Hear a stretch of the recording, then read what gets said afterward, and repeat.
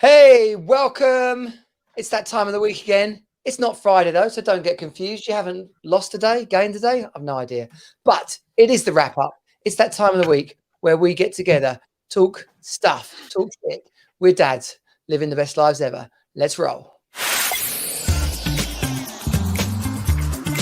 Welcome to Team Super Dad. Real dads creating their best lives ever. More time, more money, more fun. You are not alone. You're on Team Super Dad. Hey, welcome. Bonjour. How the devil are you? I'm good. I'm really good.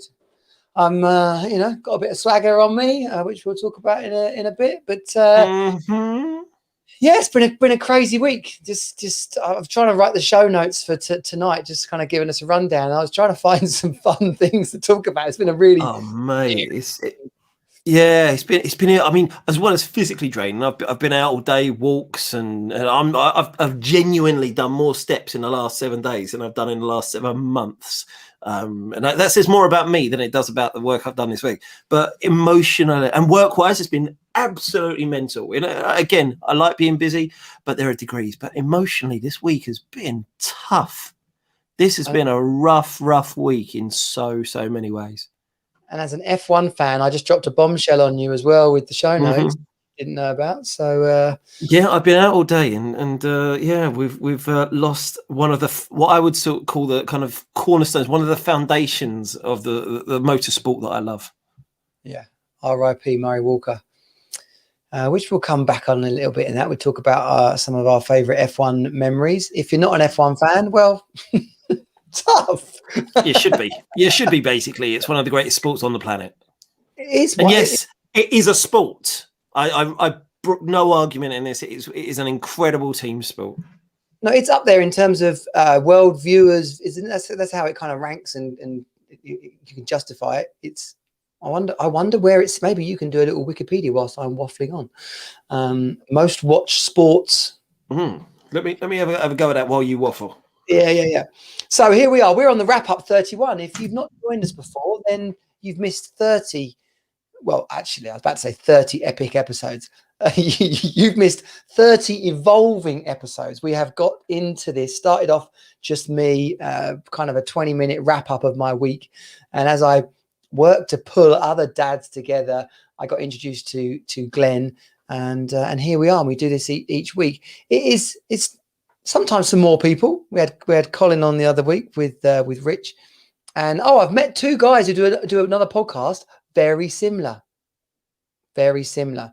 and and it's like the flipping Monty Python, the people's front of Judea, and no, they're the people's front, right? We're the people's front of Judea. Splitters.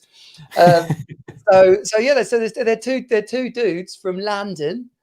And, always a good part of the world, and they've got a very similar thing going on. So I've been chatting to them both, and we're gonna do a simulcast in a couple of weeks. Yeah, easy for me to say, right? Simulcast. I guess that could be quite sexual, couldn't it? But it won't be, because it'll be 4 blokes, and we're not going to be. Hey, men can be sexy. We can be all Barry White on it, as opposed to naked. And I've lost track now. One mention of naked men, and I've lost track of what I'm flipping. So it has been a great week. Let me give you the rundown. Right, we've got some working notes here. Dad of the week. I'm going to drop Harry. I don't even know his surname. Harry Winchester. Yeah, Harry Windsor. Harry Windsor. I'm dropping Harry Windsor in as Dad of the week.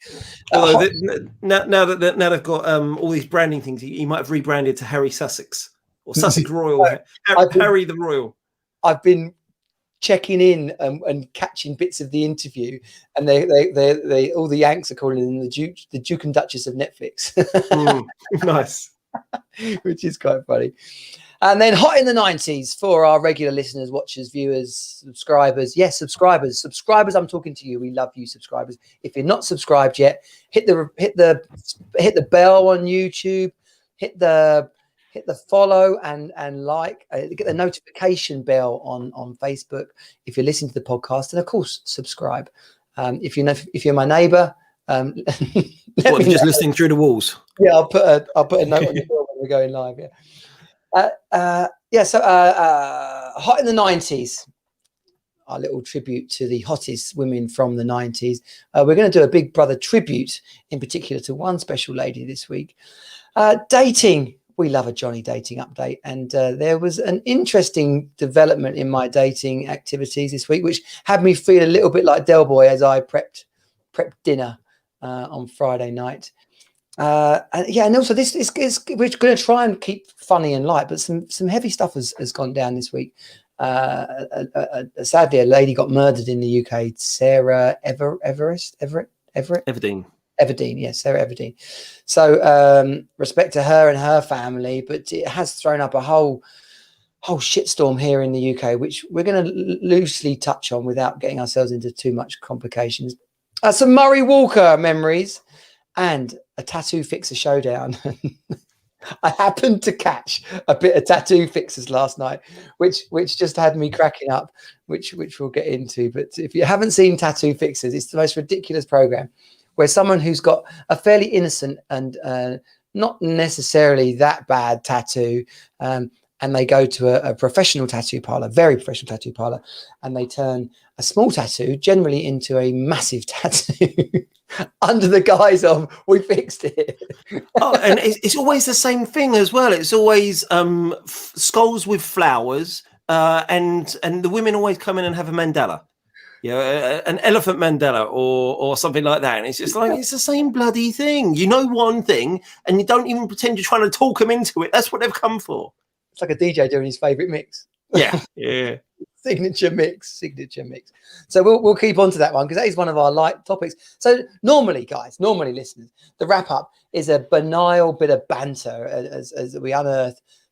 Seemingly we do unearth a lot of embarrassing stories from my past. So it's just like the Johnny River. It's like a counselling session for me, basically. But also, what are we all about? We're Team Superdad. If you go over to teamsuperdad.com, you will find everything that we're up to, the different dad coaching services from myself, Johnny Jensen, and the Hero Academy. So the Hero Academy is our signature program with the power code, and we are dads creating our best lives ever. And if you don't want to pay, then just come and join the network. It's teamsuperdad.com/network. We would love to have you on board. The Monday night sessions, the Facebook group, the firewalking events, and we're allowed to get together again. A friend of mine just sent me, well, he didn't send it to me, he put it on Facebook. They're in Chicago, like bigging up the St. Patrick's Day stuff, all wearing green.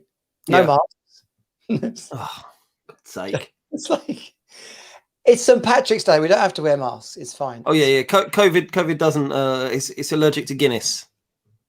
Oh, I didn't know that. That's good to know. Yeah. We've got a little medical caveat there. Glenn and I are not doctors. So Glenn asked me how my week was. How was your week, Johnny? What'd you get up to? I got my COVID jab today. Did you? Yeah. How was it? How bad was it? And when does the microchip kick in? I've got this bleeping noise in my head. I don't know. It's like a cross between a submarine and like a cat's bell. No, is it? No. What's that? No, so I got the text through this week. So I jumped on it, booked it, and it was this. So I could have booked it for Tuesday, but I thought, no, I'll wait till the weekend because I didn't know whether it makes you feel sick, makes you my arm. I feel like I've had quite a good dead arm from my daughter. Mm-hmm. A bit like that. But yeah, it was quite surreal. Made a little video today as I went in. It's a bit.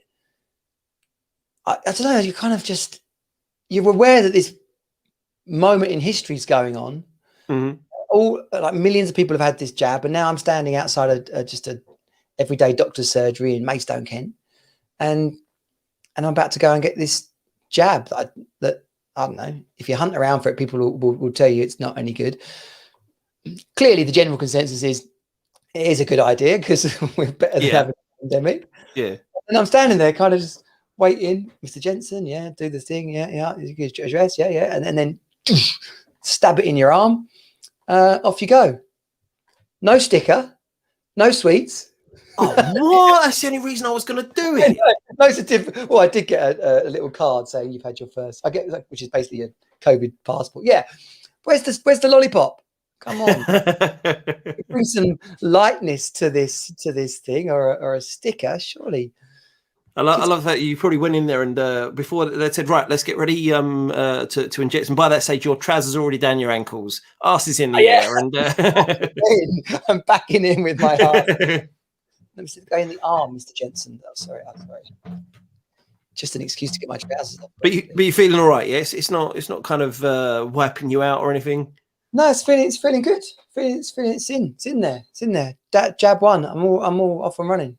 And what your second one's coming up in a couple of weeks, months? That's like 12 weeks. So 12 weeks, okay. Yeah, I think mine. I've just snuck into the 40 to 49 bracket, so I'm in the next tranche. So apparently, I'll be done by the end of next month. My first one, anyway. So yeah, hopefully that will go quickly. Party in the summer. It's going to be great. As soon as it's done, I'll be like booking holidays and going to some sort of over 40s mini Ibiza orgy just because we're the only ones with passports. Well, the Euros are going to be on. Let's hope it's like a blazing hot summer. It'll be like the summer of 1996 when the Euros were here in the UK. See, the thing, I'm hoping that all the kind of, because after Spanish influenza and obviously World War One, and so when Spanish influenza came along, that was the reason that the 1920s was so decadent and hedonistic, was because everyone just wanted to live and just enjoy and make the most of life. Now that they were able to actually live it again.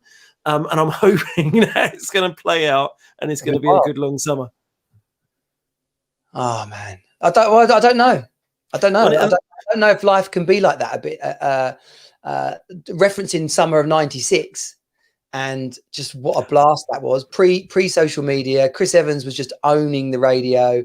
It was flipping. Interesting you say 96 though, because recently I was having a chat with a mate of mine. And we were trying to think back to what was, as a country, the best year in like living memory. And the one we thought about was 2012, because internationally we were stable. You had like Obama in the White House and everything was calming down and it sorted out Iran and all that sort of stuff. We had, yes, we had austerity, but actually because of the Olympics, we were seeing this as this great coming together as a nation and doing some great things. It was a coalition government. There was all these things that were interesting and new and exciting again. And so people pretty much, if you were younger than 40, then 2012 was basically it. Maybe 2018 was close, but 2012 was the year. However, if you were a day over my age, then everyone was going for Euro 96 or for 96 in general. And yeah, Britpop being a thing and the Euros in the country and all this sort of stuff. And firstly, it was amazing how the only best years were all around sporting events. But secondly, it was just age divide. And I think it was just because in 96, anyone my age or so, we were too young to drink. So there was only so much going out and enjoyment we could have. Whereas by the time, any time after that, the millennium or whatever, we're going out. Yeah. Anyone who was 42 or over, they were giving it large during Euro 96. And so that would have been the kind of peak life moment. It was. I got to say, 1996. So it's always happens. You and me are like flipping the lock and the key, Glenn. We get together, those, you know. But no, summer '96, definitely. It was the graduation year of uni, so it was the sort of the zenith, the pinnacle of our 3 years of utter debauch mayhem, and the sun shone. Chris Evans owned the flipping everything in the UK. Was that kind of TFI was on and Radio 1 in the mornings? It was just Maverick Nutter. Pretty much in the newspaper every day, it was just what him and his mates had been up to, getting on the piss during the day. Yeah. And it would build up to Friday and TFI Friday, a TV show where he would just talk about all the fun he'd been having all week with the guests that were coming on. That's heaven, isn't it? That's the life. That really is the life. I could live that. I could do that. It's just magic. And then the Euros, the sunshine, Gaza, Terry Venables, and end of uni. So we were just Probably the best moment was when we beat Holland. And it was the 4-1. Yeah. So we had a barbecue and we're having a party, and it was a proper Stafford Uni event, basically, which you can imagine. You don't have to know what that means. Just imagine the 90s and a bunch of students giving it large all day. So we all watched the match, and it was just wild. 4-1, I think the score was. And it was. We lived on Oxford Gardens, and outside opposite was this old people's kind of row of houses. And they had this massive, beautiful lawn with signs on it that says, no anything. Don't even look at the grass. Don't even, as far as this grass exists for no one but us, right? And yeah, fair dues, we had respected that for 3 years. And in the moment when we beat Holland and we piled out onto this lawn, about 30 of us, and had just the most insane impromptu game of 28 aside, basically. Good times. I could say more, but all I will say is full respect to Mike Tweed, who got bit in the bum by a security dog later that night as we hid in long grass, which turned out to not be that long. Dogs are famously unable to use any sense other than sight to find people as well. So you had a chance. We thought the grass was long, and we hit the deck in some kind of combat fashion, but it clearly wasn't long grass at all. And Mike, being the slowest, got bit in the bum by the dog. That's the thing. You never have to be able to outrun a bear. You have to be able to outrun the slowest person, and it sounds like the same sort of thing there. Where's Mike? Man down. Mike, we're sorry. How's the bum? So that's that COVID. So then on Friday, I was on the Glenn Lundy Rise and Grind show, right?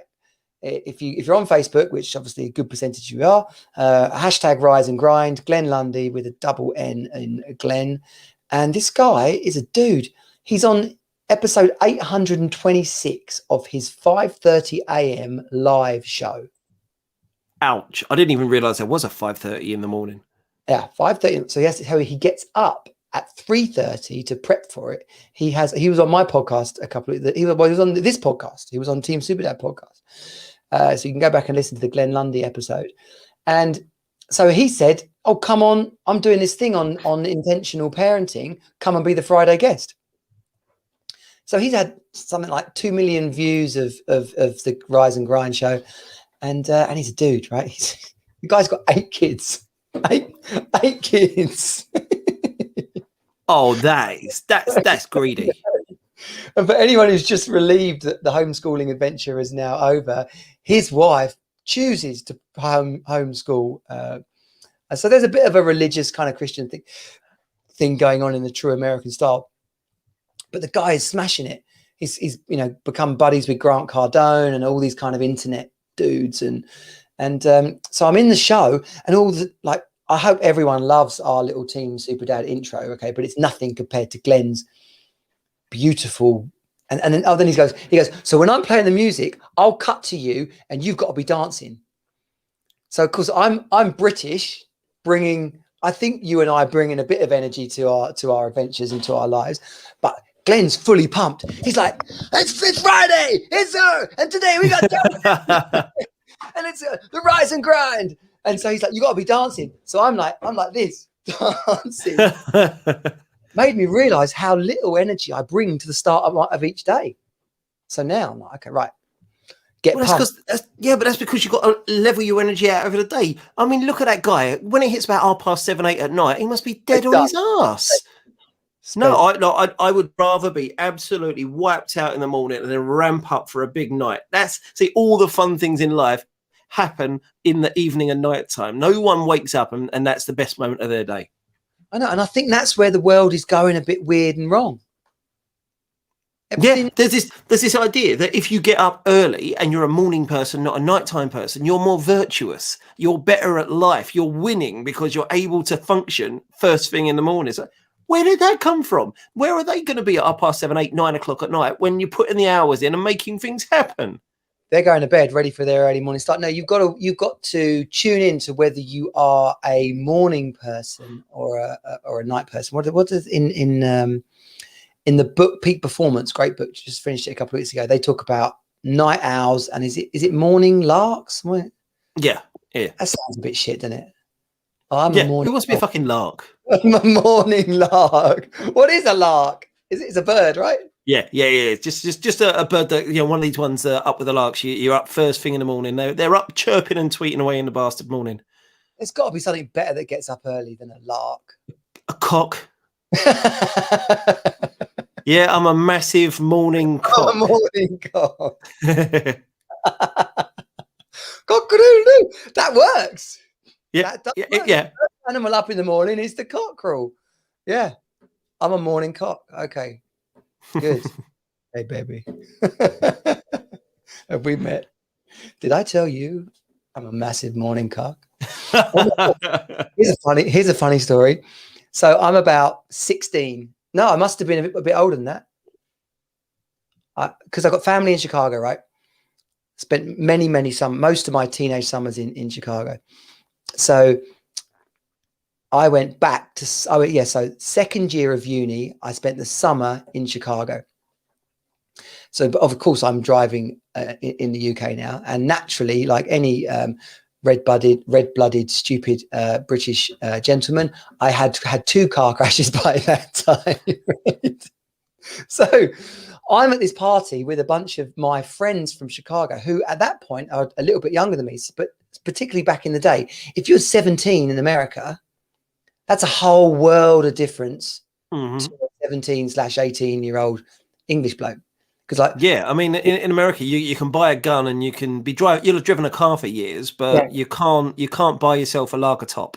Yeah, you could have done a drive-by shooting legally. Yeah. But you can't have a drink for another 4 years.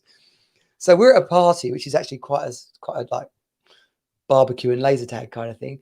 And we're sitting around and I start telling a story about this terrible car crash I had, right? So I said, oh my gosh, I had this terrible car crash about a month ago. So the whole room just goes silent and just looks at me like, what did he just say? So what you got to do, Glenn, is you got to put your ears into America mode, right? And listen again as I say, I had a terrible car crash. Ah, Jesus. That's some translation there. That is telling a story about my terrible car crash. Oh man, when you're saying why is the room fall in silence, like they have a lot of car crashes over in the US, and to be fair, they have a fair amount of cock crashes as well. They thought I was about to suddenly start talking about a nasty bit of knob rot but I didn't know, so I just carried on going into it was like a head on and the whole family, and they were upset, and we went to hospital, and the ambulance turned up, the police were there. It was a shocking car crash. So no, that's my car crash story. Why am I telling that? America. Oh yeah, Glenn Lundy. So I'm on the show with all these people, and I'm getting bigged up. So then we finish up. He drops a massive question on me at the end. I forget what it was, but it was like, so Johnny, before we go, what is the meaning of life? I go, oh, Glenn, and your 10,000 live viewers. 42, clearly 42. Yes, I could have done that. But no, because I'm there as Team Superdad representing, I've got to say something mind-blowing so that all these people watching come and check in on Team Superdad. I did actually do a bloody good job. If you go to the Team Superdad page on Facebook, we've shared the rise and grind from Friday, and then we go over to Clubhouse, and I'm live on Clubhouse with him, and all the people that have been watching are now coming over, and they're asking me questions. So I did like a Q&A for an hour. Nice. Dropping dad coaching bombs on people, getting loads of acknowledgement. It was a really good start to the day, which led into the Friday night, I had a date. A date, like date. an actual date with a lady that didn't require inflating. No, I have seen a blow up doll before, like any self-respecting person who's been on the stag do, or a long drive as a student. But yes, I have seen but I've never had sex with a blow up doll. That I can actually testify. But you have had a date with a real live flesh and blood person. How did it go? What happened? It was brilliant. Actually, we laughed, we chatted for hours. She's pretty, she's tall, she's fit, she's funny. So it was brilliant. But the I mean, I'm not going to tell you, but she stayed over but it's just great to, because she was drinking, right? So we it was just responsible. It's good. Yeah, it was nice to be able to relax and enjoy the evening. But the funny part of this, right, was before. So we're cooking dinner. So I'm. What'd you do? She goes, I don't eat red meat. So I was like, okay, right, fine. So then I was like, right, we're going to go fish. I'm going to go fish, right? Because you can't just do chicken because that's too obvious, right? So I decided I'm going to do a baked or roast cod loin with some chunky mash, like new potato with the skins on, mash that up with some garlic butter, some nice lightly cooked broccoli, so it's quite a bit al dente, and some carrots. But clearly, on a night like that, not diced. You got to go batons. If you're going to express, you got to go batons. Yeah. So carrot batons. Then I'm thinking starter. So I'm going to go avocado, good protein. She's a PT, it's very fit. So I'm thinking, yeah, going to impress her like that. And then with a prawn cocktail. So, but there's something about prawn cocktail, which is sort of very 70s, kitschy kind of. Have you ever seen Abigail's Party? No, I haven't. No. Oh, Glenn, you're going to love this. People watching, listening, Abigail's Party. It's a Mike Leigh play. Another drink, Dave. Very, very dry humor, very British. It's like an hour-long play, but they did a movie of it. If you like Gavin and Stacey, the mum is Abigail. Oh, okay. Yeah, bloody funny. So I'm starting to get all of a sudden getting a bit nervous because I got this woman coming round to my house. I'm assuming the house was pristine, spotless. Everything was clean and tidy. I could take this video camera and I could wander you round the show house right now, an absolute show house. Clearly, if that's the way to get a clean house, I should have her over more often, because I can't say I'm going to have loads of women over more often, because A, that might upset her, and B, it might get me a knock on the door from the constabulary about kind of breaking COVID rules.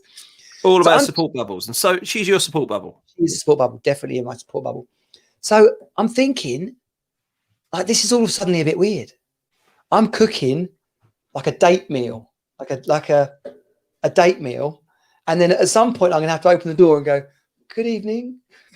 Good evening. And then she's going to walk in and there's going to be some kind of hi. So I'm just thinking back to being in our 20s, and this is just far too serious, far too grown up, far too sensible. But I bought loads of food. Did you have good? Have you got good china?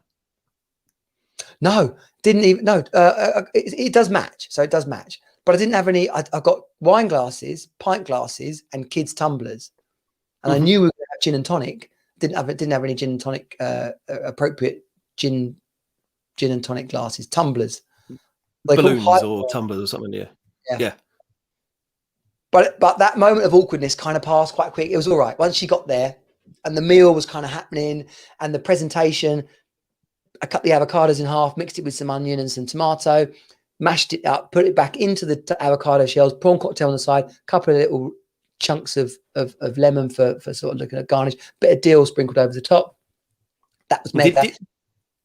Did you have a playlist as well? Did you have a sexy Barry White playlist? No, I put Centre Force on. Okay. Well, it's Saturday night, you need some house music. anyone globally, right? If you like your old house tunes, go to 883 Centre Force Radio. It's epic. Sundays in particular, very chilled. If you like if you're on a soulful loving on Sundays, but of course you do get some adverts, which is a bit poor. I did when it got to 9 o'clock and it all went a little bit too banging. I switched to a playlist on Spotify, which is my favorite Spotify list. So it was great. But it went well. You put the world to rights. You had lots of good conversation. The conversation flowed as well. You didn't have to kind of pull out any tricks to think, you know what? Oh, there's an awkward silence here. Few cards. I had a few conversation starters in my back. No, I didn't really. You joke. I've genuinely had to do that. The last woman I was chatting to online, she was so disinterested in anyone but herself that at one stage on one of our videos, I had to get this pack of. And they're a brilliant set of cards called Socialize and Mingle, and they're just loads of. They are literally just conversation starters to say, you know, what's your favourite this, or tell me a time when that you've done that. Because otherwise I wouldn't have been able to get anything of me over, and she just wouldn't have known about me. You know, that we're no longer chatting. It sounds like you guys are sorted. Before the pack of cards came out, was there not? Did you not like buy 3 red flags? I'm sorry to inform you, but you've just shown the 3rd red flag, and this conversation. Well, there were a few flags, but A, she was very, very attractive, and B. It's been a long time since I've chatted with anyone. You know what? At the moment, I'd put up with someone with more flags than a communist rally. I just need a little bit of contact with someone attractive who fancies me. You got to keep in the game. You got to keep so when it comes around to some real conversation, you're not. It's like that first person you talk to in the morning. Woe betide, particularly being a dad at home, single dad. You know, I'm sure you've experienced this at work. Sometimes the first person you speak to, it's really important, and you haven't realized that it's the first person you're speaking to, and you go, oh, in my mind, I was ready for this conversation. In reality, it's the first word. I forgot how to do like all the words and orders and things and like clever things. I forgot them. Oh, I've just closed the other window on which has got all my notes in, and the there we go, 8 tabs. Let's open that back up. So it went well, basically. Went well. So important question. Loads of things in common because we know each other from way back, or we know we've got shared friends from way back. Oh, that's good. That is useful. That creates a bit of a bond between the two of you and gives you a few other things to talk about. Facebook has just thrown up the most perfect picture. I'm just going to share this for pure shits and giggles. It's a picture from our uni days of us looking like dishevelled and in a park. Good flashback to '96, basically. Where so that's been my week. The Glenn Lundy show, the date on Friday night. I've been pushing hard on the Hero Academy. Had my COVID jab, and Tottenham won on Wednesday. So the world's good. The world. Yes, is good. We did. Yes, we absolutely did, and we're going to be winning again tomorrow. So it's going to be a good weekend. Yeah, my week's been all right, but it's just been long and tiring. Work's been manic. We've had lots of internal staff changes, taking on a couple of team members as well. They're getting them up to speed, and someone else has left, so I've had to take on all of their stuff as well. Oh, here we are. There's a photo. Here, sorry, I didn't mean to drop that in there. Here we go. Look at that. Can you see me? Is that you? Yeah, with my like raving curtains. Can we go big? Can you go big on a picture like this? Oh, there we go. There's probably a button. Yeah. Oh, bless you. Bless you. You're pretty much exactly the same. Yeah, pretty much exactly the same. Yeah. Sorry, let me just cut in on your week then. Your week chat. It's all right. Yeah, go on, tell me. So in fact, I was talking about you this week to someone because I said we were talking about Glenn. You know, Glenn, a dating dad who does the wrap up with me, and I was like, yeah. So I said, I think he's too good at his job, and he doesn't realize that they keep loading responsibility onto him. I made a note. I'm going to have to have a chat with Glenn. I'm sorry that we're doing it live on a podcast, but yeah, Are you okay? Are they giving you lots Yeah. of ability out? Like, oh, could we just give you another team of 5 people? Oh, before you go, Glenn, could you just take on Well, this out? Before you go, I just wondered if you could just finish this off before the. That's it. It's been mad. It has been mad, and there's been like a few late nights and a few weekends and loads of extra stuff. And the trouble is, at the moment as well, some of the stuff I'm covering is, and I think it's horrible because I do feel quite wanky when I'm saying this, and like who do I think I am? But I'm having to get involved in operational stuff. And getting involved in actually doing things and sending statements of work over and negotiating contract numbers for a particular account and stuff. That's all great and that's all well and good, but it's not what I'm there for. I'm there for growth and sales and big, like nice, interesting stuff, good, chunky, strategic stuff. And yet I'm having to do this because we just haven't got enough staff to cover all the work we're bringing in. It's a very weird time, and I'm trying to just enjoy it while it's happening, because thinking I probably won't have much of a chance to do this in future, but God, it's knackering. And when you've got so many balls of so many different sizes and you're juggling and I don't know how many balls are up there at the moment, and sometimes I can't even see them when they're on the floor. So it's not sustainable, but hopefully it'll only be for the next month or two. It's that hockey stick, like you get like business execs talking, oh yeah, we're in the hockey stick stage. It's like high work, high growth before it levels off and you can take the rewards of all your hard work. Yeah, and it's good, and it won't last. But I don't want to be doing this level of stuff forever. It's it's good, but it's not me. Did you feel that forming that about the cooking virtual date thing? Did my friend contact you? Cooking virtual date thing? She's a journalist, and she asked me about it, and then she found out I've certainly I don't know, again, this sounds wanky, but I have a lot of people contacting me for a lot of things, so I always have to follow them up immediately because then I forget otherwise. So if it was sent, then I did it, but I won't have remembered it since then. I hope anyway. I hope I did it because I have to do it immediately. You're just waiting for the big breakthrough, though, the overnight success that took years to create. Yeah, talking about that, it was also this week was exactly a year since my 5 Guys a Week show aired on Channel 4, and so I was expecting, not expecting. There was part of me that thought, okay, this might take off and you might get a lot of interest. I didn't get one single woman who I thought, you know what, she's an option. Contact me. Not one. It's kind of pretty galling. So what was the 5 Guys a Week thing? Have I not spoken to you about that? It was one of my bigger TV things I've done recently. So actually filmed it way back in end of 2018.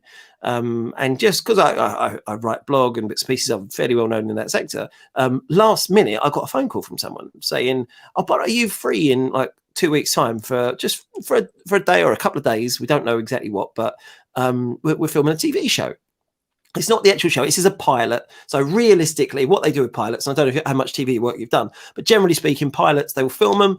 They'll learn the lessons. They'll see what works, what doesn't work. And then they'll actually, if it works really well, they'll commission a proper series. So the pilot is just the pilot. It gets archived away. So I thought, well, why not? This is fun. It'll be good. And the concept is 5 guys literally move into a woman's house, her actual house. And then it's the kind of, I guess, mini bachelor style. She gets rid of one person a day. You do activities like go to the gym or go partying or all these. You meet her mum and all this sort of stuff. And then one guy gets kicked out every day. I thought, sod it, why not? I didn't realise that all the other guys, I won't say fame hungry is bad, but they're all people who are on certain lists for, I want to be famous. And now, is this a vehicle that's going to get me famous? That's the sort of thing they were. So, but whereas little old me, I just had no idea. I was just doing it because I thought, if there's even a chance that the woman chooses me and we live happily ever after, isn't that a cool story? And worst case scenario, someone in the world might see it and think, he seems all right, I'll drop him a line. So I walked in there and thinking, and I had my kids that week. So my dad was looking after. I said, "Dad, can you just look after him for a day or two?" So I went on a Thursday or whatever it was. Look after him for a day or two. I have absolutely no doubt, Dad, I'll get kicked out first. Maybe if I'm lucky, second. That's my aim, is to not be the first one kicked out. So can you look after them? And I walked in there, and so the first guy kicked out. And I'll share spoilers because sod it, it's been out there for a year. First guy kicked out was a professional surf instructor from the Canary Islands. Sexy motherfucker, really cool, chilled out, kind of relaxed guy. Super cool. I love him. So he got kicked out first. I thought, okay, this is good. Dad, can you have him another night? Yeah, all right, son. When are you going to be home? I don't know. Second guy to leave was a professional stuntman who's got world records for upside down push-ups, like literally flipping himself up. He's one of the strongest guys. So really cool. Third guy to leave was a professional singer-songwriter from America. Or came over from America. He's British, but came over from America. Again, super cool, sweet guy. Dad, can you look after him? I can't help it. I'm in the final two.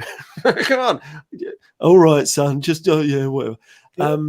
And so then she had to choose between me, a single father of 4, or a millionaire banker with a pilot's license with no kids.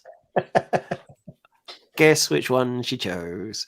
But yeah, they didn't last more than 2 dates. And weirdly, I'm now really good friends with her. We get on really well. We've stayed in contact and we chat all the time. Whereas I don't think she's spoken to most of the other guys for a very long time. Who were probably knobheads, basically. Yeah, well, but weirdly, Channel 4 loved it so much that they not only did they commission 2 series off the back of it, they also put us up. They actually kept the pilot and ran it as the very first episode. So yeah, we were so when they were selling it, they've sold the concept in multiple countries all around Europe. And very weirdly, I saw loads of pictures. They took it to Cannes. And so I saw these pictures of my face on the billboards at Cannes TV festival. It's well, yeah, just there was all 6 of us in this oversized bed and all the promotional shit that was going on. And yeah, so my photos have been up in Cannes and in magazines, and it was really weird seeing myself on Channel 4. And there's even there's a GIF of me on whatever Twitter or whatever. There's GIFs of me you can use. It was very, very surreal. Himself, that's or even now, is it an NRT, NFT? Near field transmitter? No, it's all been the big thing this week. Everyone's making these unique digital bits of artwork. They're called. Oh, right. Okay. I don't know. I know that. Oh, is it? Oh, is this the thing that not Kasabian, one of those bands did? And it's it's like a cryptocurrency. Yes. I've heard of them. They're weird. I still can't quite wrap my head around the concept. No, I can't. But it did just pop in there. That could have been perfect. Because I've been doing research ahead of today about the Harry and Meghan interview. See, I've missed all that. So I deliberately didn't watch it because of one of these things where I'm no anti-royalist. I'm no Republican, but equally I don't really care too much. It doesn't affect me on a day-to-day basis. That's what I thought. And then I kept finding myself backed into situations where I kind of needed an opinion, and I didn't want to watch it because I didn't want to get pushed. I didn't want to get just flipping activated by it, Yeah. And because I didn't really know what I think. I don't know what I don't think I care enough to think bad. I like the royal family mainly because I think, what else we're going to have? Like, I don't really want a president. We get a lot, it's like we're Britain, like kind of like just roll with it. We've always had. It's a brand, isn't it? Yeah. Right. So I'm okay with that. Then you've got all the Meghan and Harry stuff going on, and it just seems to me like there's a lot of the race card gets played around it, and I'm like, obviously it's easy as a white guy to say, like, really, are you still banging on? Not like, are you still banging on that, but like you've married this guy and you're come and being part of the family, but yet you keep bringing this up. Like, is that really got anything to do with it? And so I kind of had opinions, but they weren't really that researched or that well justified. So then I think, well, I'm not going to watch that media flipping shit fest. It's just, they get $100 million off Netflix, so now they're on TV, and 17 million people watched it live. 17 million or 70? That the guy, one of the American programs I was watching when I was doing like my little bit of half-hour research. He said 17 million watched the live well, it wasn't the live broadcast, but watched the aired show in America. I mean, more people watched the last black frame of the 1980 odd World Snooker Final. But, True, but you know, we only had 4 channels back there, and but not 17 million in the UK, 17 million in the US slash World Cup. Yeah. And so then I have watched it, and it's just bonkers. So what I do want to say, right, because it's such a big subject, right? And when you watch it, and I'll tell you what I did do, which is really interesting, especially British people should do this, because I was at my aunt's today, my aunt's house. She gets the Daily Mail, right? She knows it's crap. Good on her. She does know it's crap, but she says, I've read it for whatever, 30 years. I enjoy reading it, but I am aware that it's a load of codswallop. So I'm sat there reading the British media version of like, how dare they have this interview. Then I watch a lot of the American commentary about the interview, but also commentating on how the British media is reacting. And in the middle, I watched the actual interview.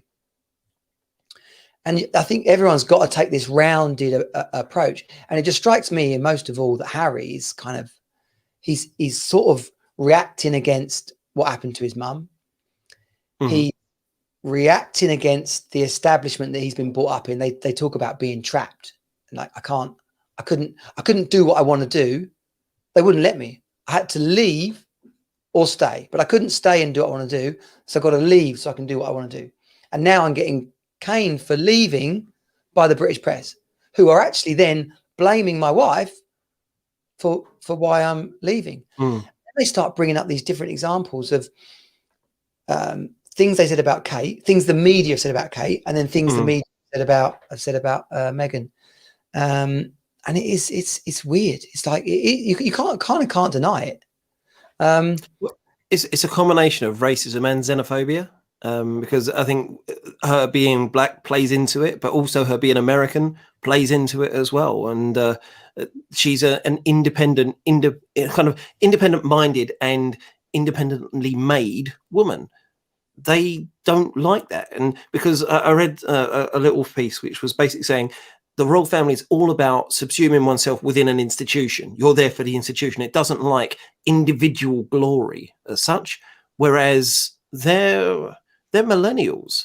You know, for millennials, it is about individuality and making something of oneself, and doing, you know, whether it's doing good for the world or doing good for yourself. It's about yourself rather than necessarily an institution. And so those two things were never going to sit perfectly well. And William has taken the institutional route, and that's not as a detriment to him. He's decided that he's going to be part of the institution he was born into, and Harry decided he doesn't want to be part of that institution. And the trouble is, like you're saying, he has to leave. And he said, I've left, and, you know, basically saying, I don't want the royal titles. I'm not going to do any of the work. I don't need the official stuff, because that's not who I want to be. And then we're in the UK saying, in that case, we're going to take away your royal titles and you can't be who you used to be. He said, well, I don't want that. So why are you pretending that I should want that? But I don't want that. It's this weird projection of values. And I doesn't sit comfortably. Yeah, it's so much bigger a subject than the British media would have it be. And I've said before about cutting out media, cutting out news. I did it after my breakdown around the divorce for my own sanity and well-being. And imagine if everyone did. But I mean, just knock Murdoch on his head and I don't know. Yeah, and the world would not stop turning. Everything would still go on, and people would be a lot bloody happier. There's no two ways about it. Yeah. And Piers Morgan, did you see? So I don't like Piers Morgan. He's an Arsenal fan, right? And that's a bit of banter, right? I'm not one of those football fans who hates the opposition. I love the banter that's involved with rivalries. But so he steps up and says, in fair innocence, I think, he says, if someone in your family got married to a black person, I think it's quite a normal question to ask, oh, if you have a baby, how black is it going to be? A bit like if it was a mixed race child. Yeah. So He sat on national TV saying that, right? And then, so I'm thinking, oh, that's the kind of stupid thing I'd say, right? but he's Piers Morgan, right? He's on national TV, and then he says, no, I'm right, and he probably is right. It's the kind of stupid question that someone who was someone who was 50 or 60 would ask. Exactly, and it's all about context. It's all about individuals, and there's things, and certainly older generations. It doesn't excuse it, but it certainly explains it. They've just grown up with different kind of societal norms, and yes, a lot of them are changing and growing and evolving. But they lived in a different world back then, where that sort of language was absolutely fine. But I've got mixed race cousins. My family of married people who are black, and I've got cousins who are mixed race, and yeah, that's the sort of thing that I've heard people ask when they've all been having kids, and when they've then married either or had children with people who are white or people who are black, and skin tone has been kind of mentioned not in a I hope it is this or I hope it isn't that, but in a I wonder what that would be. I wonder what they're going to look like, because you do wonder about that. Or as a shocking question. No, it's always done as an acceptable question. Yeah. Just like if I had kids with someone who had flaming red hair, you'd be like, are they going to have? Yeah. Is she going to be a redhead, or is she going to have darker brown hair, or and a ginger beard? Yeah. They're questions, but it's all about context, and we don't know the context. And it's easy for us to see that sort of language of and make it in our heads like a racist older person. Claim you can think about it as a racist older person saying, I hope it isn't black, or it could be a kind of just a curious person saying, I'm curious about how they're going to look, because I'm always curious about how babies are going to turn out whenever someone's pregnant. But it gets played out under the microscope, and then everyone's outraged and shocked, and Oprah's like flipping, coughing a bollock up as she's like, oh, I can't believe you've just said that. Oprah was so funny. I think it was lost on everyone, but Oprah was sat there like the queen. She was like the queen of talk shows, and she was sat there. I mean, it's good. I'm glad I watched it. I got a different perspective on it. And do you know what I take most from it? I take most that Harry's a good guy, basically. He is. Yeah, without that. I've never met him, but he seemed he's one of those people who just he's of his generation. He's modern, he's flawed, he accepts the flaws, and wants to be, and constantly is trying to make better. And he has done things that other royals could have done but didn't have the balls to. I mean, or didn't have the ability to. The Invictus Games, all the work he does of his own accord. It's huge. It's really important. And he comes across as a top guy. Yeah, definitely. So, Dad of the Week this week. Oh, have you got a jingle? No. No. Yay!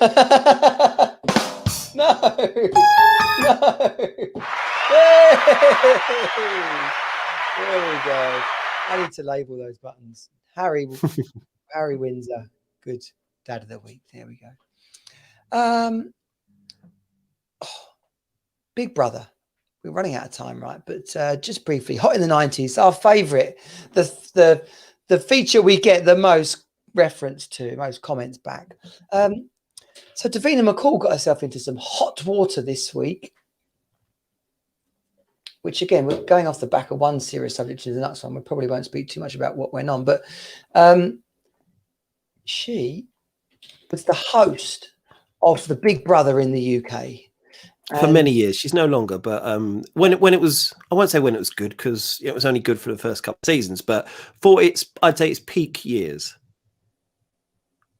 And I have a even further back pop reference to Davina McCall. My brother was spotted in Harrods when he was about 14 by a model person from Models One, something like one of the big London modelling agencies. Mm-hmm. So Davina McCall. So he got the looks genes in your family then. Got it. Yes. Okay. Oh, he got lots. He basically, I was like the test dummy, like all the things that went wrong have happened to me, and he just. You were the pilot. Yes, the pilot, the crash test dummy. So Davina McCall, she was hot back in the day, and she's still stunning. She's still smoking. And she's one of those women who are. There's a difference between being hot and being attractive, and she is incredibly attractive, not only physically, but sense of humor, her attitudes, her mindset, her everything about her is as hot as and attractive as I can imagine a woman being. Yeah, I'm down with that. And she's a load of fun as well. She looks like a lot of fun. She's into a health and fitness and food and nutrition these days. But all in a positive way, you know. She's always in a very positive, supportive mindset. She'll challenge people when they need challenging. She'll be serious when they need to be serious. But most of the time, her default is let's be fun and enjoy life. Yeah, yeah. And she's not afraid to say what needs to be said either. Mm-hmm. We in the UK. Oh, here's a good one. I'll have a look at this one out. Yeah. Oh, she's got some tattoos there. I wonder why she's going to get that tattoo fixed. So for people on the podcast, Davina's wearing a black and white striped bikini, quite low cut on the briefs, and there looks to be some kind of octopus tentacles appearing from out of the front of the bikini bottoms there. So this week, sadly, a woman got murdered in the UK this week, and there's been quite a lot of media commentary, women's groups, feminist groups coming forward and talking about women and our daughters need to be protected from men, and it's just a blanket men. It's not like bad men, mean men, sexist men. It's just like need to be protected from men. And Davina came out and said on Twitter, it's not about men. Here we go. Female abduction, murder is extremely rare. Yes, we should all be vigilant when out alone, but this level of fear-mongering isn't healthy, and men's mental health is an issue as well. Calling all men out as dangerous is bad for our sons, brothers, and partners. And I just thought that was a flipping I think thing for her to say, and no surprise, she's been absolutely roasted by the women's groups and feminist groups. I think two things have been conflated, as far as I can see, and you know, with all of the underlying caveats of what happened to Sarah Everton was horrific and should never happen to anyone. It's atrocious, and our thoughts go out to her family and everyone involved in that. It's horrendous. But what's happened, from my perspective feels like it's happened, is two things have been conflated. There's violence by psychopaths and men, generally speaking, it is men. Violence which leads to attacks and deaths against women has been conflated with sexual assault and sexual issues. And there's been a stat going around about 97% of women aged 18 to, I can't remember what the upper tier was, but probably no upper tier, have experienced unwanted sexual advances or assault of some kind. And that has been saying kind of the inference is that is as bad as the rape and murder of women by men. Yeah. And the two things have been kind of made into one issue. Women are going out and rightly saying they shouldn't have to, they don't know that it's not, they know it's not all men, but they don't know which men it is. So they're wary of all men. And that is sad and terrible. And things need to change. And the thing is, they are changing. They are getting better without them being good. And that for me is a real distinction. But men are more aware in general. Not all men are more aware, and there are always going to be, sadly, we're human, and there are always going to be scumbags and rapists and thieves and murderers and so on. And the challenge is that we need to find better way. We need to be better as men at calling that out. But that being said, language to me is really important. And the language that's been going around has implied not that all men definitely do, but that all men could be. And that's just not true. And it makes men feel defensive about these things. And when you feel defensive about something, say, look, it's not me. It's not like that. Your natural instinct is to say it's not me, therefore it's no one I know.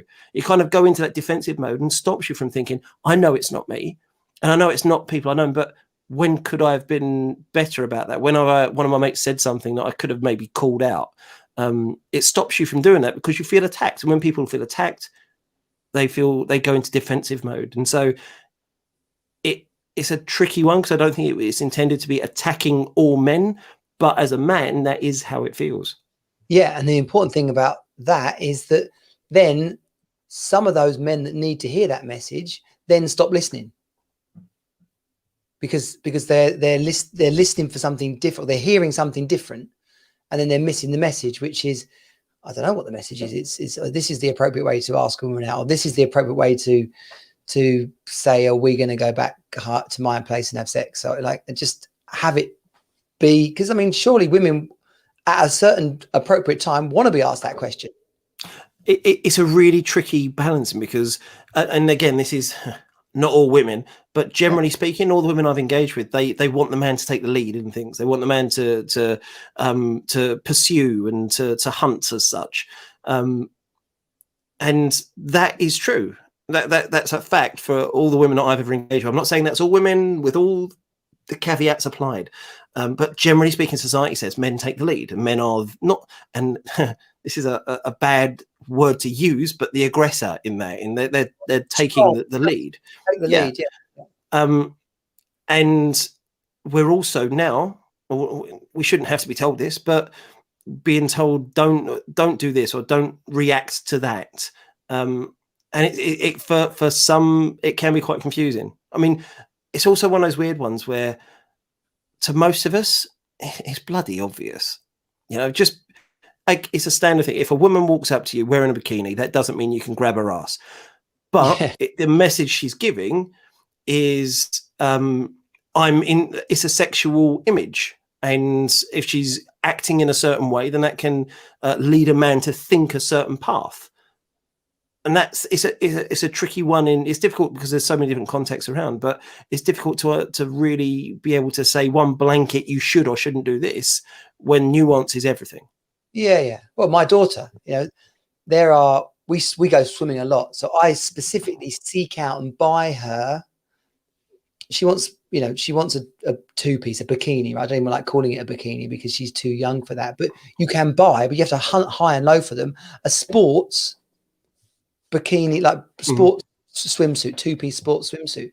But the swimsuits you see in most shops are like quite sexual.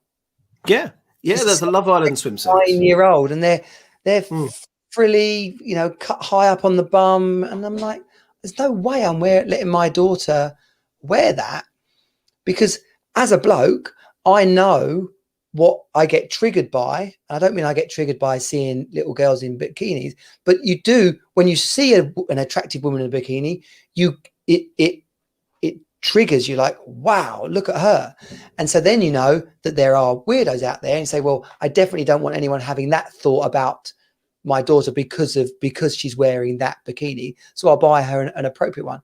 So it's almost like a fine line between the human instincts and the animal nature of it, and then also educating men on a general level of, and it's a bit like the Black Lives Matter thing. It's like, we got to get these two groups of people talking. We got to get people understanding each other better. Like, what is the question you want to be asked? How do you want to be approached? What is the right way to?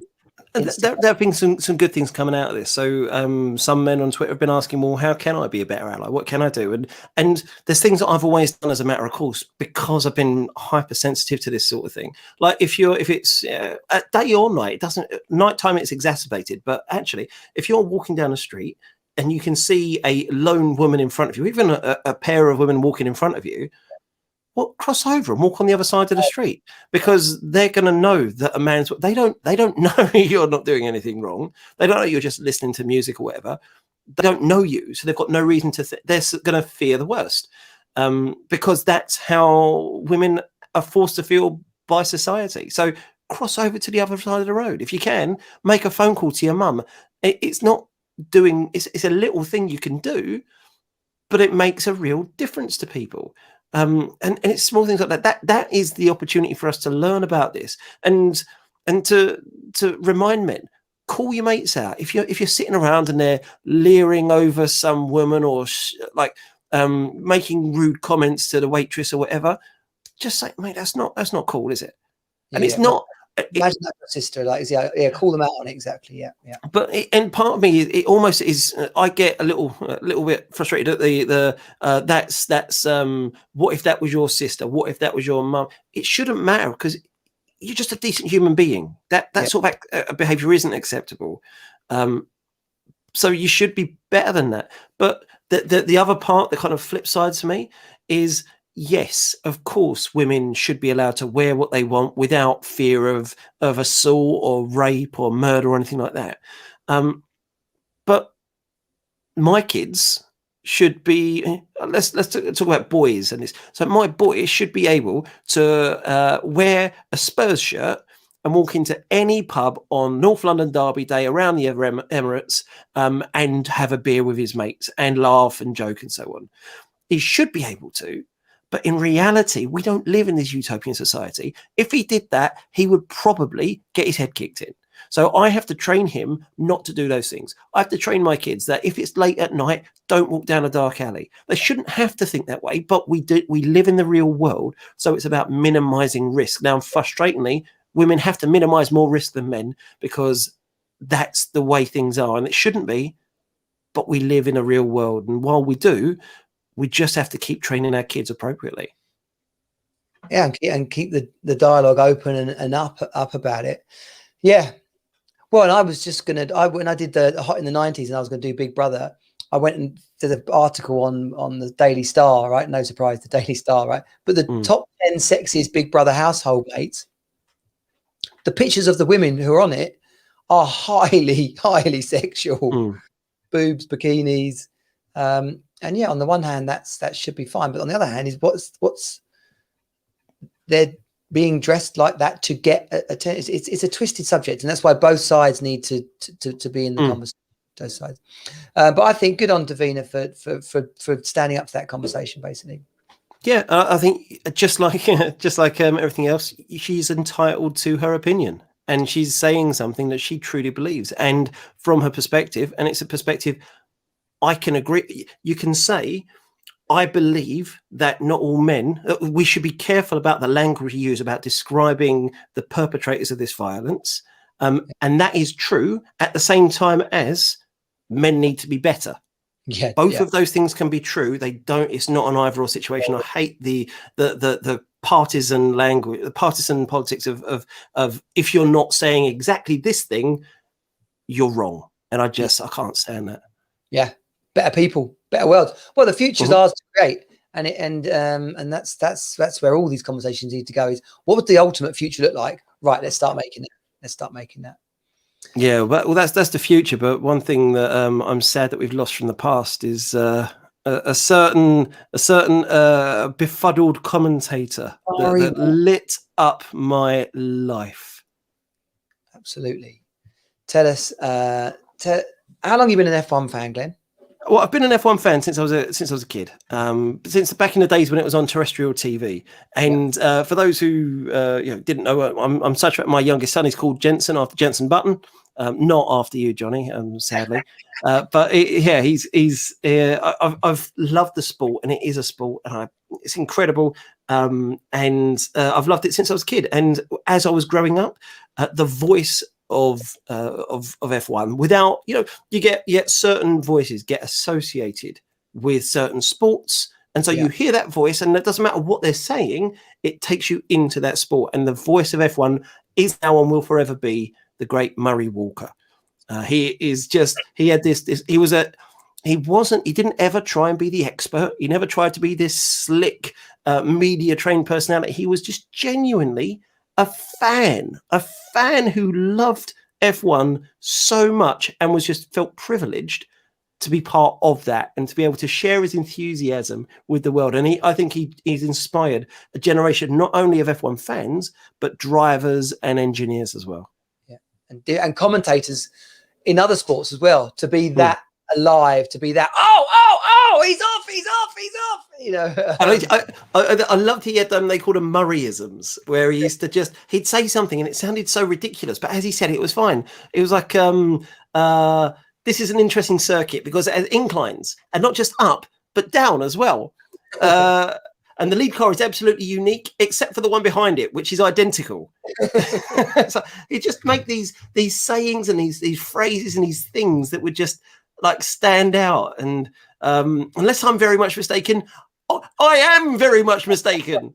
And these moments that he would just get carried away from himself, like when Damon Hill, was it 96 when he won in Japan, and he said something along the lines of I'm sorry I have to stop speaking now because I've got a lump in my throat. And he'd say something and it would just encapsulate how the nation was feeling. And he was beyond one of those true individuals who was as loved off the radio or off the screen as much as he was on it as well. And just for people that don't know, like, he's an old guy. He died today, 97 years old. So full respect to Murray Walker. Lost, it'd be like a friend to a lot of people. They feel like I lost a friend today. Yeah.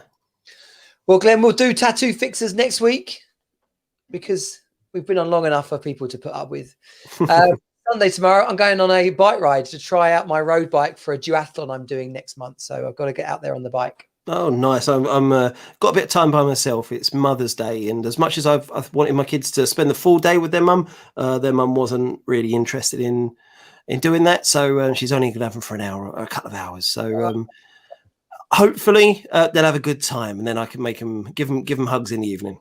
Nice. Listeners, watchers, it's been great to have you here. We'll see you next week. Team Superdad out. Bye. This has been Team Superdad. Find us at teamsuperdad.com. Join the program and create the best life ever for you and your children. You are not alone. You're on Team Superdad.